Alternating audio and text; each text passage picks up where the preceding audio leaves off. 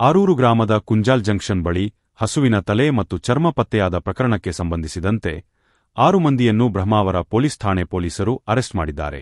ಬಂಧಿತರನ್ನು ಕೇಶವ, ರಾಮಣ್ಣ, ನವೀನ್, ಪ್ರಸಾದ್, ರಾಜೇಶ್, ಸಂದೇಶ್ ಎಂದು ಗುರುತಿಸಲಾಗಿದೆ.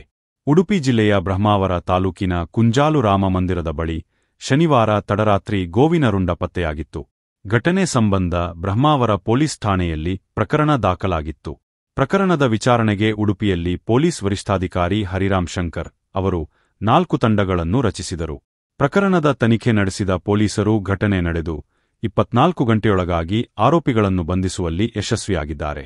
ಪ್ರಕರಣ ಸಂಬಂಧ ಉಡುಪಿ ಜಿಲ್ಲಾ ಪೊಲೀಸ್ ವರಿಷ್ಠಾಧಿಕಾರಿ ಹರಿರಾಮ್ ಶಂಕರ್ ಮಾತನಾಡಿ, ಕುಂಜಾಲು ಜಂಕ್ಷನ್ನಲ್ಲಿ ಹಸುವಿನ ರುಂಡ, ದೇಹದ ಇತರೆ ಭಾಗ ಪತ್ತೆಯಾಗಿತ್ತು.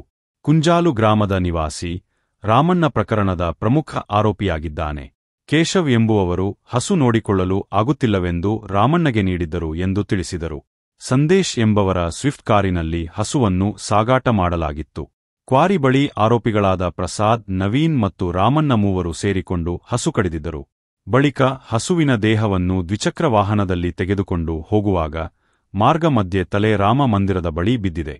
ಆರೋಪಿಗಳು ಉದ್ದೇಶಪೂರ್ವಕವಾಗಿ ಹಸುವಿನ ರುಂಡ ದೇವಸ್ಥಾನದ ಬಳಿ ಇಟ್ಟಿರಲಿಲ್ಲ.